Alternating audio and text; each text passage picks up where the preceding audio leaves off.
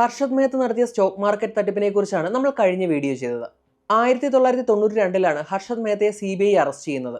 എന്നാൽ തട്ടിപ്പ് അവിടെ അവസാനിച്ചിരുന്നില്ല എന്നും ഹർഷദ് മേത്ത കത്തി നിന്നിരുന്ന കാലത്ത് കൂടെ ജോലി ചെയ്തിരുന്ന കേതൻ പരീഖ് എന്ന വ്യക്തി പിന്നീട് 1998-2001 കാലഘട്ടത്തിൽ സ്റ്റോക്ക് മാർക്കറ്റ് തട്ടിപ്പ് നടത്തിയതിനെ കുറിച്ച് ഞാൻ ആ കഴിഞ്ഞ വീഡിയോയിൽ പരാമർശിച്ചിരുന്നു. ഹർഷദ് മേത്ത എന്ന ഗുരുവിനെ കടത്തിവെട്ടിയ ശിഷ്യനാണ് കേതൻ പരീഖ് എന്ന് നമുക്ക് വേണമെങ്കിൽ പറയാം. വളരെ ബ്രില്യൻ്റായി കേതൻ പരീഖ് ആസൂത്രണം ചെയ്ത സ്റ്റോക്ക് മാർക്കറ്റ് തട്ടിപ്പിനെ കുറിച്ചാണ് നമ്മളിന്ന് സംസാരിക്കുന്നത്. ഹർഷദ് മേത്തയെ പറ്റിയുള്ള വീഡിയോയുടെ ലിങ്ക് ഞാനിവിടെ കൊടുക്കാം. കണ്ടിട്ടില്ലാത്തവർ തീർച്ചയായും വീഡിയോ കാണുക. Welcome to stories with Kiran.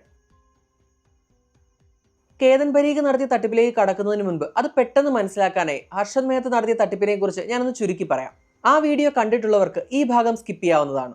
Stock മാർക്കറ്റിൽ ഒരു കമ്പനിയുടെ സ്റ്റോക്കിന് ഡിമാൻഡ് കൂടുമ്പോഴാണ് സ്റ്റോക്കിന്റെ വില വർദ്ധിക്കുന്നത്. ഉദാഹരണത്തിന് ABC എന്ന് പറയുന്ന കമ്പനിയുടെ സ്റ്റോക്ക് ഒന്നിന് 100 രൂപയാണെന്ന് സങ്കല്പിക്കുക. വളരെ നല്ല രീതിയിൽ മുന്നോട്ട് പോകുന്ന കമ്പനിയാണ്, നല്ല ലാഭവുമുണ്ട്. ഭാവിയിലും ഈ കമ്പനിയുടെ വളർച്ച മുന്നോട്ട് തന്നെയാണ്. അങ്ങനെ വരുമ്പോൾ കൂടുതൽ ആളുകൾ ഈ കമ്പനിയുടെ സ്റ്റോക്കുകൾ വാങ്ങും. അങ്ങനെ ഈ സ്റ്റോക്കിന് ഡിമാൻഡ് കൂടുമ്പോൾ സ്വാഭാവികമായും സ്റ്റോക്കിന്റെ വില 100-ൽ നിന്ന് ഉയരാൻ തുടങ്ങും.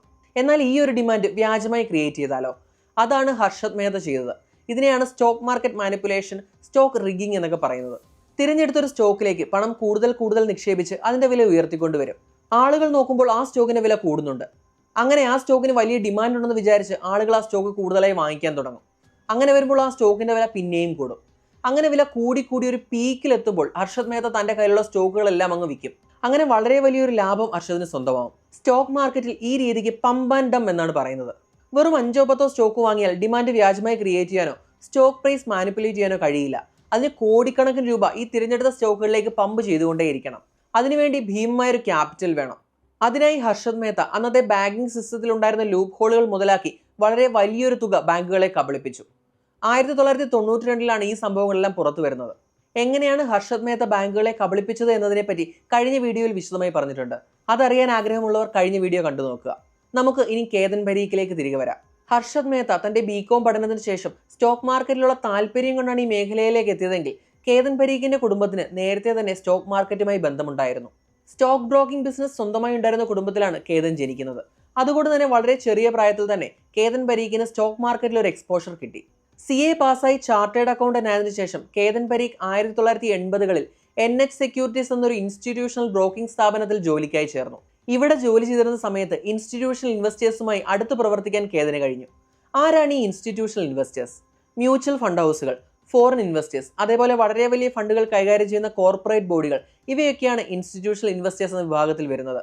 നമ്മൾ സാധാരണക്കാരെ റീറ്റെയിൽ ഇൻവെസ്റ്റേഴ്സ് എന്നാണ് അറിയപ്പെടുന്നത്. കുറച്ചു വർഷങ്ങൾ NH സെക്യൂരിറ്റീസിൽ ജോലി ചെയ്തതിനു ശേഷം 1980-കളുടെ അവസാനത്തിൽ കേതൻ പരീഖ് ഹർഷദ് മേത്തയുടെ സ്ഥാപനത്തിൽ ജോയിൻ ചെയ്തു. ഹർഷദ് മേത്തയിൽ നിന്നാണ് സ്റ്റോക്ക് മാർക്കറ്റ് മാനിപ്പുലേഷനെ പറ്റി കേതൻ പരീഖ് പഠിക്കുന്നത്. അധികം വൈകാതെ 1992-ൽ ഹർഷദ് മേത്തയുടെ തട്ടിപ്പുകൾ പുറത്തു വരികയും CBI ഹർഷദിനെ അറസ്റ്റ് ചെയ്യുകയും ചെയ്തു. എങ്കിലും അന്ന് കേതൻ പരീഖിന് പ്രശ്നങ്ങളൊന്നും ഉണ്ടായിരുന്നില്ല.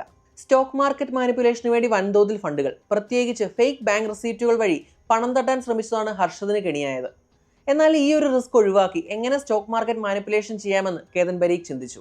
എന്നാൽ ഹർഷദ് മേത്ത സഞ്ചരിച്ച വഴിയിലൂടെ സഞ്ചരിച്ചാൽ അത് ഫലപ്രദമാവണമെന്നില്ല. അവിടെയാണ് ഇൻസ്റ്റിറ്റ്യൂഷണൽ ഇൻവെസ്റ്റേഴ്സുമായി തനിക്കുള്ള ബന്ധം വിനിയോഗിക്കാൻ കേതൻ പരീഖ് തീരുമാനിക്കുന്നത്. ഹർഷദ് മേത്ത ചെയ്തത് ആദ്യം ഒരു സ്റ്റോക്കിലേക്ക് കോടിക്കണക്കിന് രൂപ ഫണ്ട് ചെയ്ത് ആ പ്രൈസ് ഒന്ന് ഉയർത്തിക്കൊണ്ടുവരും. അങ്ങനെ ഒരു ഡിമാൻഡ് ആദ്യം ക്രിയേറ്റ് ചെയ്ത് കഴിഞ്ഞാൽ പിന്നെ ആളുകൾ ആ സ്റ്റോക്ക് വാങ്ങാൻ തുടങ്ങും. എന്നാൽ ഇവിടെ ഒരു പ്രശ്നമുണ്ട്. ഇവിടെ പൈസ ഇൻവെസ്റ്റ് ചെയ്യുന്നത് റീറ്റെയിൽ ഇൻവെസ്റ്റേഴ്സ് ആണ്. മുകളിലേക്ക് പോകുന്ന സ്റ്റോക്കിന്റെ വില മനസ്സിലാക്കി റീറ്റെയിൽ ഇൻവെസ്റ്റേഴ്സ് ഇതിൽ ഇൻവെസ്റ്റ് ചെയ്ത് സ്റ്റോക്ക് പ്രൈസ് വീണ്ടും ഉയർന്നു വരാനൊരു സമയമെടുക്കും. എന്നാൽ റീറ്റെയിൽ ഇൻവെസ്റ്റേഴ്സിന് പകരം ഇൻസ്റ്റിറ്റ്യൂഷണൽ ഇൻവെസ്റ്റേഴ്സിനെ കൊണ്ടുവരികയാണെങ്കിൽ വളരെ പെട്ടെന്ന് തന്നെ സ്റ്റോക്ക് പ്രൈസ് ഉയർത്താമെന്ന് കേതൻ പരീഖ് കണക്കുകൂട്ടി. കാരണം ഇൻസ്റ്റിറ്റ്യൂഷണൽ ഇൻവെസ്റ്റേഴ്സ് റീറ്റെയിൽ ഇൻവെസ്റ്റേഴ്സിനേക്കാൾ എത്രയോ മടങ്ങ് തുകയാണ് ഒരു സ്റ്റോക്കിൽ ഇൻവെസ്റ്റ് ചെയ്യുന്നത്. അതുകൊണ്ട് തന്നെ എങ്ങനെയും അവരെ ഇതിലേക്ക് ആകർഷിക്കണം. പക്ഷേ അതിന് കേതന് മുൻപിൽ 2 പ്രധാന കടമ്പകൾ ഉണ്ടായിരുന്നു. ഒന്ന്, ഇൻസ്റ്റിറ്റ്യൂഷണൽ ഇൻവെസ്റ്റേഴ്സ് ഒരു സ്റ്റോക്കിൽ ഇൻവെസ്റ്റ് ചെയ്യണമെങ്കിൽ അതിൽ ഹൈ ട്രേഡിംഗ് വോളിയം വേണം. അതായത് ഒരുപാട് വാങ്ങലും വിൽക്കലും നടക്കുന്ന ഒരു സ്റ്റോക്ക് ആയിരിക്കണം. 2, ചെറിയ രീതിയിലെങ്കിലും ആ സ്റ്റോക്കിലേക്ക് ഒരു മീഡിയ അറ്റൻഷൻ വേണം.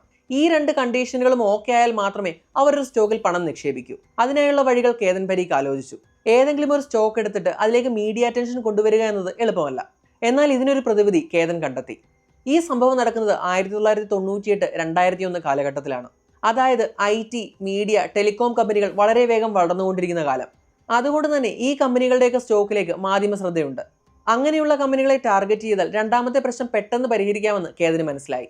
അങ്ങനെ സ്റ്റോക്ക് മാർക്കറ്റ് മാനിപ്പുലേഷൻ ചെയ്യുന്നതിനായി ഒരു 10 സ്റ്റോക്കുകൾ കേതൻ കണ്ടെത്തി. അങ്ങനെ കേതൻ പരീഖ് തിരഞ്ഞെടുത്ത 10 സ്റ്റോക്കുകളെ പിൽക്കാലത്ത് K10 സ്റ്റോക്കുകൾ എന്ന് അറിയപ്പെട്ടു. മാനിപ്പുലേറ്റ് ചെയ്യേണ്ട സ്റ്റോക്കുകൾ തിരഞ്ഞെടുത്തു. ഇനി അതിലേക്ക് ഹൈ ട്രേഡിംഗ് വോളിയം കൊണ്ടുവരണം. അതിനായി കേതൻ കണ്ടെത്തിയ പ്രതിവിധിയാണ് സർക്കുലർ ട്രേഡിംഗ്. എന്താണ് ഈ സർക്കുലർ ട്രേഡിംഗ്? സംഗതി സിമ്പിളാണ്. കേതൻ പരീഖും കൂടെയുള്ള ബ്രോക്കർമാരും ചേർന്ന് ട്രേഡ് ചെയ്യാനായി മുൻകൂട്ടി ഒരു സ്റ്റോക്ക് അങ്ങ് തിരഞ്ഞെടുക്കും. എന്നിട്ട് നേരത്തെ പറഞ്ഞുറപ്പിച്ച ക്വാണ്ടിറ്റികൾ ട്രേഡ് നടത്തും. അതായത് അവർ 6 പേരുണ്ടെന്ന് സങ്കല്പിക്കുക. അതിൽ 3 പേർ വാങ്ങും, 3 പേർ വിൽക്കും. അങ്ങനെ പരസ്പരം ആ സ്റ്റോക്കുകൾ അവർ വാങ്ങുകയും വിൽക്കുകയും ചെയ്യും. ഈ ഒരു ട്രേഡിംഗ് അവർക്കുള്ളിൽ തന്നെ നടക്കുന്നതിനാൽ നഷ്ടങ്ങളൊന്നും ഉണ്ടാവുകയുമില്ല. പുറമേ നിന്ന് നോക്കുന്നവർക്ക് ആ സ്റ്റോക്കുകളിൽ വളരെ വലിയ ട്രേഡിംഗ് വോളിയം ഉള്ളതായി തോന്നുകയും ചെയ്യും. ഈ മാർഗം ഇല്ലീഗലാണ്. അങ്ങനെ ഇല്ലീഗലായുള്ള സർക്കുലർ ട്രേഡിംഗിലൂടെ ഇൻസ്റ്റിറ്റ്യൂഷണൽ ഇൻവെസ്റ്റേഴ്സിനെ ആകർഷിക്കുകയും വളരെ വേഗത്തിൽ സ്റ്റോക്ക് പ്രൈസുകൾ മാനിപ്പുലേറ്റ് ചെയ്യുകയും കേതൻ ചെയ്തു. അങ്ങനെ ലാഭത്തിൽ മുന്നോട്ട് പോകുമ്പോഴാണ് ഇങ്ങനെയൊന്നും പോയാൽ പോരാ, ഇതിലും കൂടുതൽ ലാഭം വേണമെന്നൊരു ചിന്ത കേതൻ പരീഖിന് ഉണ്ടാവുന്നത്. അതിനായി 2 വഴികളും കേതൻ കണ്ടെത്തി. ഒന്ന്, ഏത് കമ്പനിയുടെ സ്റ്റോക്കാണോ മാനിപ്പുലേറ്റ് ചെയ്യുന്നത് ആ കമ്പനിയുടെ പ്രൊമോട്ടർമാരിൽ നിന്ന് തന്നെ ഫണ്ട് ശേഖരിക്കുക. സ്വന്തം കമ്പനിയുടെ സ്റ്റോക്ക് മാനിപ്പുലേറ്റ് ചെയ്യാൻ പ്രൊമോട്ടർമാർ പൈസ കൊടുക്കുമോ എന്നൊരു സംശയം നമുക്ക് എല്ലാവർക്കും തോന്നാം. എന്നാൽ അതുകൊണ്ട് പ്രൊമോട്ടർമാർക്ക് ഗുണമുണ്ട്. കാരണം പ്രൊമോട്ടർമാരുടെ കയ്യിൽ ആ കമ്പനിയുടെ ഒരുപാട് സ്റ്റോക്കുകൾ കാണും. മാനിപ്പുലേഷൻ നടത്തി സ്റ്റോക്ക് പ്രൈസ് കൂടുമ്പോൾ അവരുടെ കയ്യിലുള്ള സ്റ്റോക്കുകളുടെ വിലയും കൂടും. അങ്ങനെ വരുമ്പോൾ അവരുടെ ആസ്തി സ്വാഭാവികമായും വർദ്ധിക്കും. ഈ പ്രവൃത്തി ഇല്ലീഗലായിട്ടും ചില കമ്പനികളുടെ പ്രൊമോട്ടർമാർ ഇതിന് കൂട്ടുനിന്നു. ഇത് താരതമ്യേന റിസ്ക് കുറഞ്ഞൊരു വഴിയായിരുന്നു. ബാങ്കിംഗ് സിസ്റ്റത്തെ മാനിപ്പുലേറ്റ് ചെയ്ത് ഫണ്ട് ഉണ്ടാക്കുകയായിരുന്നു കേതൻ കണ്ടെത്തിയ 2ാമത്തെ വഴി. പ്രധാനമായും 2 ബാങ്കുകളാണ് അതിനെ തിരഞ്ഞെടുത്തത്. അതിലൊന്ന് ഗ്ലോബൽ ട്രസ്റ്റ് ബാങ്ക് GTB, രണ്ടാമത്തേത് മാധവ്പുര മെർക്കന്റൈൽ കോർപ്പറേറ്റീവ് ബാങ്ക് MMCB. ഈ രീതിയിൽ ഫണ്ട് ശേഖരിക്കുന്നത് സുഗമമാക്കുന്നതിനായി കേതൻ പരീഖ് ഈ ബാങ്കുകളുടെയൊക്കെ ഡയറക്ടർ ബോർഡിൽ കയറിപ്പറ്റി എന്നുള്ളതാണ് സത്യം. അങ്ങനെ GT ബാങ്കിൽ നിന്ന് 100 കോടി രൂപയും MMCBയിൽ നിന്ന് 800 കോടി രൂപയും കേതൻ പരീഖ് കടമെടുത്തു. സ്റ്റോക്ക് ബ്രോക്കേഴ്സിന് പരമാവധി 15 കോടി രൂപ മാത്രമേ ലോൺ കൊടുക്കാവൂ എന്ന RBIയുടെ നിയമം നിലവിലുള്ളപ്പോഴാണ് ഇത്രയും വലിയ തുക കേതൻ പരീഖ് തിരിമറി നടത്തിയത്. ഈ പണം സ്റ്റോക്ക് മാർക്കറ്റിൽ നിക്ഷേപിച്ച് കേതൻ തന്റെ തട്ടിപ്പ് തുടർന്നു. എന്നാൽ കാര്യങ്ങൾ അവിടെയും നിന്നില്ല. കൂടുതൽ ബാങ്കുകളെ എങ്ങനെ കബളിപ്പിച്ച് പണം തട്ടാമെന്ന കാര്യം കേതൻ പരീഖ് ചിന്തിച്ചു. ഈ അത്യാഗ്രഹമാണ് ഹർഷദ് മേഹത്തെ പോലെ കേതൻ പരീഖിന്റെ തകർച്ചയ്ക്കും ഇടയാക്കിയത്. MMC ബാങ്കിൽ നിന്ന് 137 കോടി രൂപയുടെ പേ ഓർഡർ തന്റെ ഉടമസ്ഥതയിലുള്ള സ്ഥാപനത്തിലേക്ക് കേതൻ പരീഖ് ഇഷ്യൂ ചെയ്യിച്ചു. സാധാരണയായി പേ ഓർഡറിന് തുല്യമായ തുക ആ ബാങ്കിൽ നിക്ഷേപിച്ചാൽ മാത്രമേ പേ ഓർഡർ ഇഷ്യൂ ചെയ്യാനാകൂ. എന്നാൽ കേതൻ പരീഖ് വെറും 1 രൂപ പോലും നിക്ഷേപിക്കാതെയാണ് പേ ഓർഡർ വാങ്ങിയെടുത്തത്. ഈ പേ ഓർഡർ എങ്ങനെയാണ് വർക്ക് ചെയ്യുന്നതെന്ന് ഞാൻ സിമ്പിളായി പറഞ്ഞു തരാം. ഉദാഹരണത്തിന് SBI എന്റെ പേരിൽ ഒരു 10 ലക്ഷം രൂപയുടെ പേ ഓർഡർ ഇഷ്യൂ ചെയ്തെന്ന് വിചാരിക്കുക. എനിക്ക് ആ പേ ഓർഡർ വേറെ ഏത് ബാങ്കിൽ നിന്ന് വേണമെങ്കിലും മാറാം. ഞാൻ ആ പേ ഓർഡർ ഫെഡറൽ ബാങ്കിൽ കൊണ്ടു കൊടുക്കുന്നു. ഫെഡറൽ ബാങ്ക് ആ 10 ലക്ഷം രൂപ എൻ്റെ അക്കൗണ്ടിലേക്ക് ട്രാൻസ്ഫർ ചെയ്യും. എന്നിട്ട് ആ 10 ലക്ഷം രൂപ തിരികെ പിടിക്കുന്നതിനായി SBIയെ ബന്ധപ്പെടും. നേരത്തെ തന്നെ ഞാൻ 10 ലക്ഷം രൂപ നിക്ഷേപിച്ചിട്ടായിരിക്കും പേ ഓർഡർ എടുക്കുന്നത്. അങ്ങനെ SBI ആ 10 ലക്ഷം രൂപ ഫെഡറൽ ബാങ്കിലേക്ക് ട്രാൻസ്ഫർ ചെയ്ത് കൊടുക്കും. ഇങ്ങനെയാണ് ഈ പേ ഓർഡർ വർക്ക് ചെയ്യുന്നത്. എന്നാൽ കേതൻ പരീഖ് വെറും 1 രൂപ പോലും നിക്ഷേപിക്കാതെയാണ് പേ ഓർഡർ എടുത്തതെന്ന കാര്യം പറഞ്ഞല്ലോ. ഈ പേ ഓർഡറും കൊണ്ട് കേതൻ പരീഖ് ബാങ്ക് ഓഫ് ഇന്ത്യയുടെ ഒരു ബ്രാഞ്ചിലെത്തി. കേതൻ പരീഖ് അറിയപ്പെടുന്ന ഒരു വ്യക്തിയാണ്. അതുകൊണ്ട് തന്നെ കൂടുതൽ അന്വേഷണങ്ങളൊന്നും ഇല്ലാതെ തന്നെ ഈ 137 കോടി രൂപയും ബാങ്ക് ഓഫ് ഇന്ത്യ കേതൻ പരീഖിന് ട്രാൻസ്ഫർ ചെയ്ത് കൊടുത്തു. അതിനുശേഷം bank of India Reserve Bank വഴി ആ പണം തിരികെ ലഭിക്കുന്നതിനായി MMCBയിലേക്ക് ആ പേ ഓർഡർ അയച്ചു. കേതൻ അവിടെ പണമൊന്നും നിക്ഷേപിച്ചിട്ടില്ലാത്തതിനാൽ അത് ക്ലിയർ ചെയ്യാൻ കഴിഞ്ഞില്ല. അതോടെ തട്ടിപ്പ് പുറത്തു വരാൻ തുടങ്ങി. ബാങ്ക് ഓഫ് ഇന്ത്യ പണത്തിനായി കേതൻ പരീഖിന്റെ അടുത്ത് എത്തിയെങ്കിലും അപ്പോഴേക്കും അയാൾ ആ പണം പല രീതിയിലായി നിക്ഷേപിച്ചു കഴിഞ്ഞിരുന്നു. വെറും 7 കോടി രൂപയാണ് കേതൻ പരീഖ് ബാങ്ക് ഓഫ് ഇന്ത്യക്ക് തിരികെ നൽകിയത്. ഹർഷദ് മേഹത്തയുടെ സ്കാം പുറത്തു കൊണ്ടുവന്ന ടൈംസ് ഓഫ് ഇന്ത്യയുടെ ജേർണലിസ്റ്റായ സുജേത ദലാൽ ഈ സംഭവങ്ങളെപ്പറ്റി അന്വേഷിച്ച് ഒരു ആർട്ടിക്കിൾ പബ്ലിഷ് ചെയ്തു. അതോടെ കേതൻ പരീഖ് നടത്തിയ തട്ടിപ്പുകളെല്ലാം പുറത്തു വന്നു. അതോടെ സ്റ്റോക്ക് മാർക്കറ്റ് വീണ്ടും തകർന്നു. ആയിരക്കണക്കിന് കോടി രൂപ നഷ്ടമുണ്ടായി. 2001 മാർച്ചിൽ CBI കേതൻ പരീഖിനെ അറസ്റ്റ് ചെയ്തു. സെബി കേതൻ പരീഖിനെ 15 വർഷത്തേക്ക് സ്റ്റോക്ക് മാർക്കറ്റിൽ നിന്ന് വിലക്കുകയും ചെയ്തു. ഈ തട്ടിപ്പ് പുറത്തു വന്നതോടുകൂടി സെബി കൂടുതൽ സ്ട്രോങ് ആവുകയും നിബന്ധനകൾ കടുപ്പിക്കുകയും ചെയ്തു. കേതൻ പരീഖ് നടത്തിയ ഈ തട്ടിപ്പിന് ശേഷം എന്തായാലും ഇന്ത്യൻ സ്റ്റോക്ക് മാർക്കറ്റിൽ ഇതുപോലൊരു തട്ടിപ്പ് പിന്നീട് ഉണ്ടായിട്ടില്ല.